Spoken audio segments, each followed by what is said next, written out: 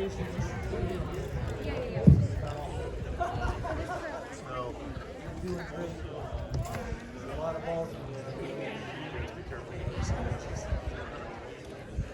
morning, good morning. Good morning starts with a G. It's a G day. If you have arrived punctually, you are perfect. And our first sophomore speech given by Emmy is about perfectionism. Let's welcome up Emmy.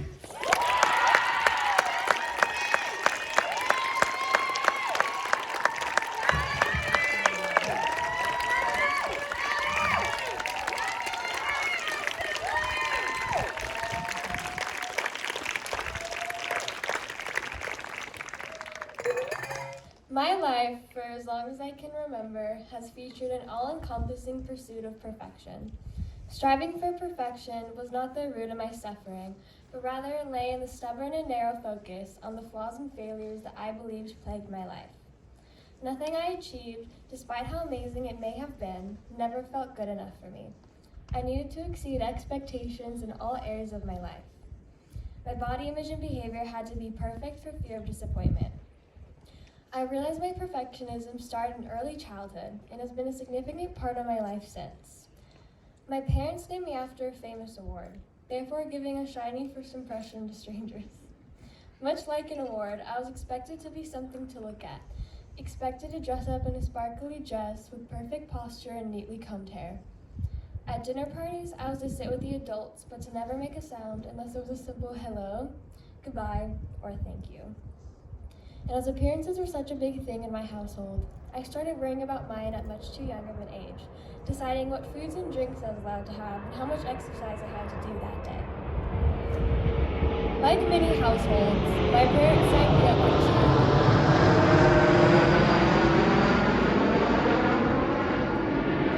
Like many households, my parents signed me up for cheer and dance. Ever the observer, I caught on to the moves quickly and enjoyed the sport. That was until the praise accumulated and the expectations got higher. I was constantly put in center formations and was told by my coaches that if we lost competitions, it would be my fault. Simple performances with little to no spectators would send me into a panic state filled with worries that I would make a mistake.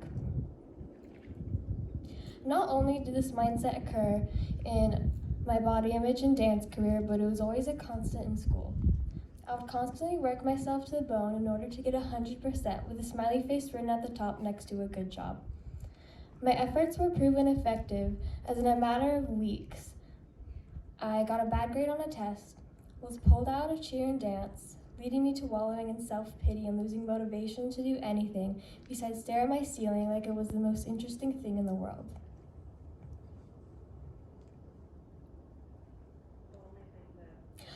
The only thing that pulled me out of my depression was my cousin, Haven. Growing up, she was always someone I look up to and viewed as perfect. Despite her being younger than me, I wanted to be exactly like her, down to her lanky figure to her calm yet chaotic personality. One night, during our sporadically planned sleepovers, she expressed her insecurities in her body image, schoolwork, as well as social anxiety. And when she expressed these things, I was absolutely shocked because I held her to such a high regard that I believed that she had no flaws. And she thought so too.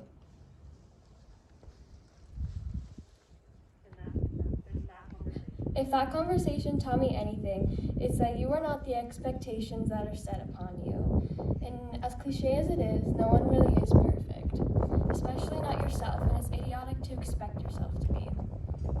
And although my brain still sometimes confuses working too hard, and there's still that small voice in the back of my brain that tells me that I'm not good enough and I need to try harder, I've learned to ignore those voices, and I'm proud of how far I've come.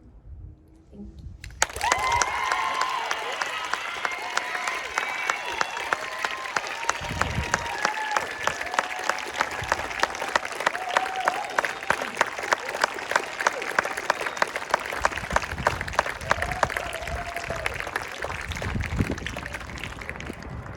Emmy, you should meet Oscar, whose parents also named him after an award. We have... Such fun listening to Mr. Bloom introduce Summer Bridge. Let's have him back up to talk about Ms. Baker's programs for the summer. Yeah.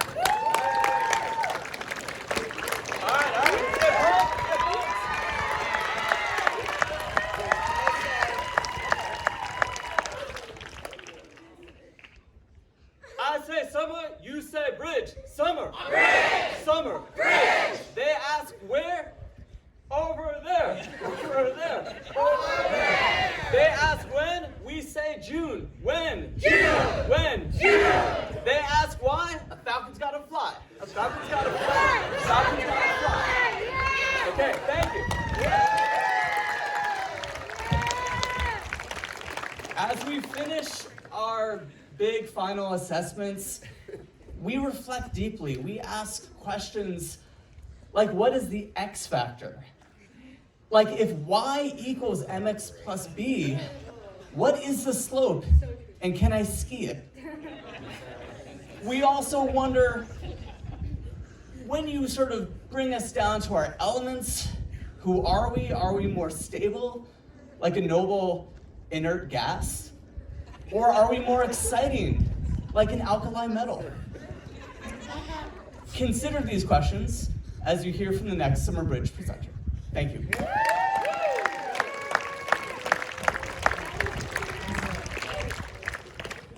Thank you for that intro, Mr. Blue. So can I have a quick raise of hands? How many of you are taking geometry right now? Yeah? Yeah? Okay. So the first part of this announcement is geared mostly towards that group of people, because right now your brains are probably filled with triangles and proofs, but you know what might not be in your head right now? Your Algebra 1 skills. And you are going to be taking Algebra 2 next year, so take my Algebra refresher class to remember your Algebra 1 skills so that you can start Algebra 2 on the right foot.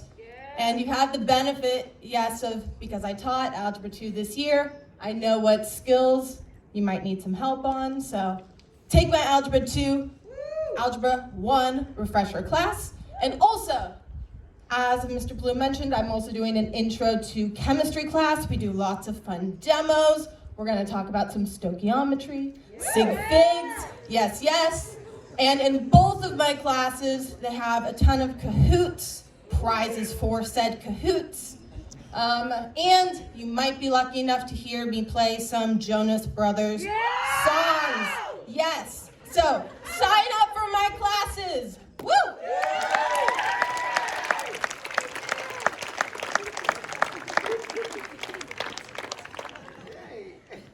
In keeping with the science and math theme, let's have up Juliet Oliver.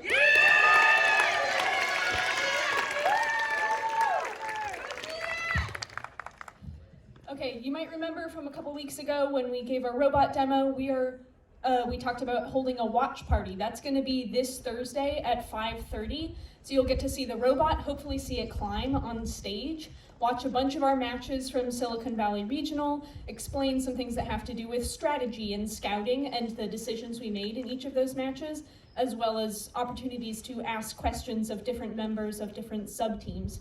So if you are on robotics, you should come. If you think you might want to join robotics, you should come. If you're someone who likes supporting group events, like perhaps going to sports games, think of it as a robotics senior night and come support your classmates and people who have put in a bunch of work over the season to see our robot and everything that it did. Thanks.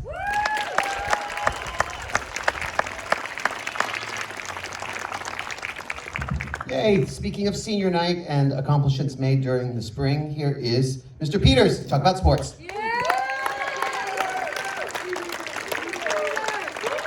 Thanks very much. So this last weekend, I spent a lot of time driving up and down, as did Mr. Key, but we had a great weekend of sports. On Friday and Saturday, our esteemed Quincy Key went out and set 2 school records in the 1500 feet. Competed in the CCS finals on Saturday. That's the first Sportswoman in 4 years to do so, so let's give her a huge round of applause. And then on Friday night, our esteemed Mr. Michael Julian won the 3200 to become the PCAL champion, and he's going to be running again on Saturday in the CCS semifinals. And then today, make sure you say hello to Tyga, because Tyga's going out. He placed in the PCAL championships last week. He shot a 76, and he's playing in the CCS semifinals at 1 o'clock today. He's leaving school at 11:30. Wish him good luck today. And then on top of all of that, a big congratulations to all 6 of our teams from this fall, or spring, excuse me. Boys volleyball, girls lacrosse, golf, track, swimming, boys tennis. Congratulations to all of you on a great spring season. Go Falcons!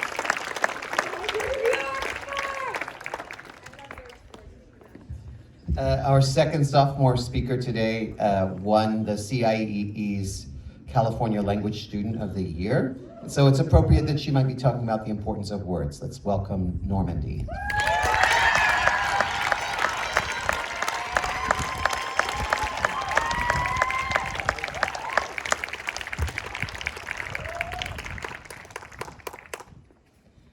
My second grade teacher pulled me aside during recess. Flanking her was my friend, with cheeks red and damp from tears, sniffing periodically. "Do you know why you're in trouble?" Mrs. H asked. I didn't.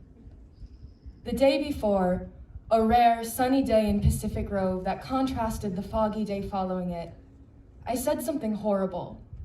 It was an offhand comment thrown lightly to the breeze, whose malicious meaning was unreflected in my sing-song delivery. I'd been so caught up in conversation, I hadn't spared a thought to the words tumbling from my mouth. I was just trying to make a joke. Upon inquisition, I tried to articulate that I hadn't meant to hurt my friend, but guilt clawed at my chest, and the heavy, metallic taste of shame made it hard to speak. The exact words spoken have long since faded from my memory, but I vividly remember the feeling that overtook me when I realized how deeply my words had harmed my friend. This was not the first incident of its kind, and it was far from the last. To be honest, I was a menace throughout elementary school. I said rude things, roughhoused with an aggressive vigor. I was under the impression that hiding my friend's lunch was the epitome of fun. In general, I had no understanding of boundaries or what crossed them. Each time my actions landed me in trouble, which was often, I felt my frustration grow. Though I cared deeply about my friends, the way I communicated was not the same way they did. It seemed no matter how hard I tried to fit in with other kids, my attempts at playfulness didn't come across the way I intended them to. Communicating with my peers felt like traversing a web of tripwires while blindfolded. Some days, it felt like I would never understand the strange language everyone else was speaking, never know the difference between polite play and plain mean. The pain I caused my friends curled into my blood and squeezed my lungs, but I never knew what to do differently. One cold night, I sat on the porch with my older sibling and tried to spot stars through the thick clouds. Why can't it just be easier for me? Why don't I understand it? I felt alienated, trapped in the way my mind worked, with no easy way out. I was left to blindly navigate the maze that was socialization. Each day was another wrong turn, another joke I unknowingly took too far. My mother scolded me often. Her stern words became the guard dog between my brain and mouth. Is it kind, true, or necessary, I would think, weighing my words before saying them. Separating from my old friends, I forged bonds elsewhere. My new friends didn't always understand me, and I was far from perfect. But instead of letting miscommunications carve an uncrossable chasm between us, my friends helped bridge the gap between me and the rest of the world. The social norms didn't ever descend upon me in one moment of glorious revelation, transforming the impish little me into a benevolent child. Instead, I learned through painful trial and error. The shame and regret burned into my memory by the repercussions of my previous misdeeds served as reminders not to repeat the same mistake. Through this process, I matured my worldview, one hard-earned lesson at a time. By the time I entered middle school, my deviance had somewhat dimmed. I was still impulsive and reckless, often kept up at night wondering if something I did had crossed a line. But where I was lacking in natural understanding, I made up for with a growing sense of empathy. In an effort to catch my meanness before it was too late, I tuned into the feelings of those around me. When I entered York as an 8th grader, I reflected on my childhood struggles with socializing. I took it as an opportunity to leave behind the unkindness of my past and strive for my actions to truly reflect my compassionate intent. Though my childhood might have been easier if I had an innate understanding of social norms, through the process of learning them the hard way, I have gained something I value more than the luxury of ease: a strong sense of empathy and an understanding of my place and impact on the world. Because I care about those around me, I want my impact on them to be positive. So before I speak or act, I try to pause and consider the words of my mother. Is what I'm about to say necessary, true, and most importantly, is it kind?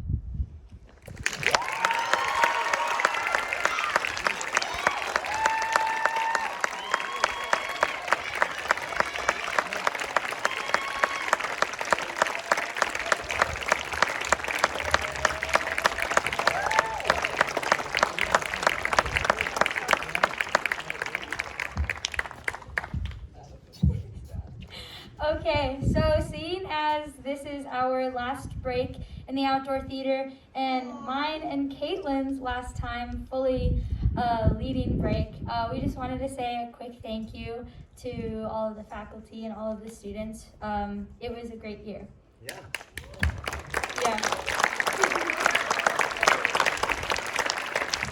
It was great helping everyone, bring back that school spirit that we kind of lost over COVID. And it was just been a really fun year. And congrats to all the newly elected student council.